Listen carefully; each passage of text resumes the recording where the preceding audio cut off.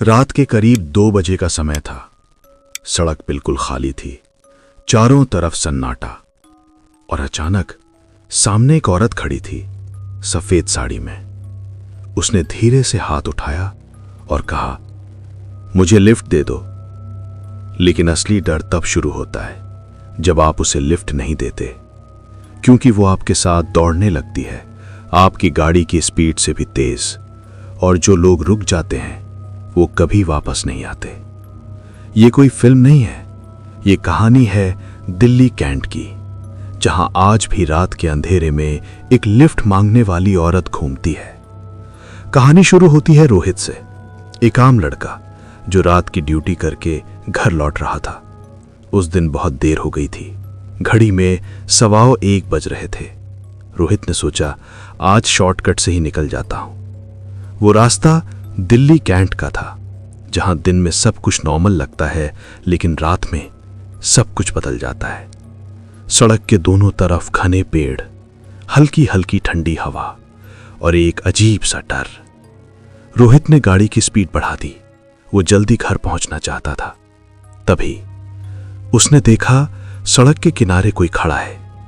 एक औरत, सफेद साड़ी, लंबे खुले बाल, चेहरा आधा अंधेरे में छुपा हुआ। रोहित का दिल जोर से धड़कने लगा। इस वक्त यहां कोई क्या कर रहा है? जैसे ही गाड़ी पास आई, उस औरत ने हाथ उठाया, मुझे लिफ्ट दे दो। उसकी आवाज बहुत धीमी थी, लेकिन साफ सुनाई दी। रोहित डर गया। उसे बचपन से यह कहानी सुनाई गई थी, दिल्ली कैंट की लिफ्ट मांगने वाली औरत, जिसके बारे में लोग कहते हैं कि वो सफेद साड़ी में दिखाई देती है और लिफ्ट मांगती है, और अगर आप उसे लिफ्ट नहीं देते तो वो आपकी गाड़ी के साथ दौड़ती है। रोहित ने तुरंत एक्सीलरेटर दबाया और गाड़ी आगे बढ़ा दी। उसने पीछे मुड़कर नहीं देखा, लेकिन कुछ सेकंड बाद उसे महसूस हुआ कि कोई उसके साथ दौड़ रहा है। रोहित ने धीरे से साइड मिरर में देखा, और जो उसने देखा उसकी सांसें रुक गईं। वो औरत गाड़ी के साथ उसी स्पीड में दौड़ रही थी। उसका चेहरा अब साफ दिख रहा था, आंखें बिल्कुल खाली और होठों पर हल्की सी मुस्कान। रोहित ने डर के मारे गाड़ी और तेज कर दी, 80, 90, 100, लेकिन वो औरत अब भी साथ में थी, कभी गाड़ी के पीछे तो कभी बराबर में। रोहित चिल्लाया, ये क्या है? ये कैसे हो सकता है? उसके हाथ कांप रहे थे, दिल तेजी से धड़क रहा था। तभी अचानक वो औरत गायब हो गई। रोहित ने राहत की सांस ली। शायद मेरा वहम था।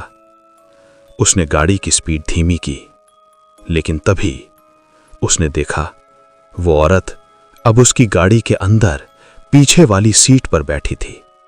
रोहित की आंखें फटी की फटी रह गईं।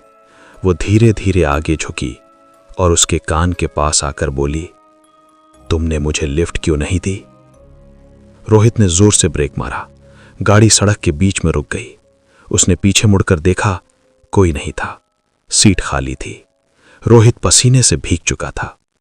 उसने बिना रुके गाड़ी फिर से स्टार्ट की और पूरी स्पीड में वहां से निकल गया। अगले दिन रोहित अपने दोस्त अमित से मिला और पूरी घटना बताई। अमित कुछ देर चुप रहा, फिर बोला, तू अकेला नहीं है, बहुत लोगों ने यह देखा है। लोग कहते हैं वो एक औरत थी जिसकी मौत इसी सड़क पर हुई थी। कुछ लोग कहते हैं वो किसी गाड़ी में बैठी थी और उसका एक्सीडेंट हो गया, और अब उसकी आत्मा हर रात लिफ्ट मांगती है। रोहित के हाथ फिर से कांपने लगे। और जो लोग रुकते हैं, अमित ने धीरे से कहा, कहते हैं वो कभी वापस नहीं आते। कुछ दिन बाद रोहित ने खुद को समझाया, ये सब बस डर था।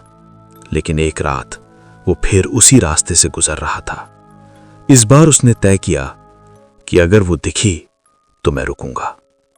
रात के 2 बजे, वही सन्नाटा, वही सड़क और फिर वही औरत। इस बार रोहित ने गाड़ी रोकी। उसने धीरे से दरवाजा खोला और कहा, बैठ जाओ। औरत धीरे धीरे गाड़ी में बैठ गई। कुछ सेकंड तक पूरी खामोशी। फिर रोहित ने पूछा, तुम कहाँ जाना चाहती हो? औरत ने जवाब नहीं दिया, बस खिड़की के बाहर देखती रही। कुछ देर बाद उसने धीरे से कहा, मुझे घर जाना है। रोहित ने पूछा, कहाँ है तुम्हारा घर? औरत ने मुस्कुराते हुए कहा, यहीं, इसी रास्ते पर। अचानक गाड़ी अपने आप बंद हो गई, लाइट्स बंद, चारों तरफ अंधेरा। रोहित घबरा गया। उसने पीछे देखा, वो औरत अब गायब थी। लेकिन सामने सड़क के बीच में वही औरत फिर खड़ी थी, और इस बार वो धीरे धीरे रोहित की तरफ बढ़ रही थी। उसकी चाल अजीब थी, जैसे पैर जमीन को छू ही नहीं रहे हों। रोहित ने जल्दी से गाड़ी स्टार्ट की और पूरी स्पीड में वहां से भाग गया।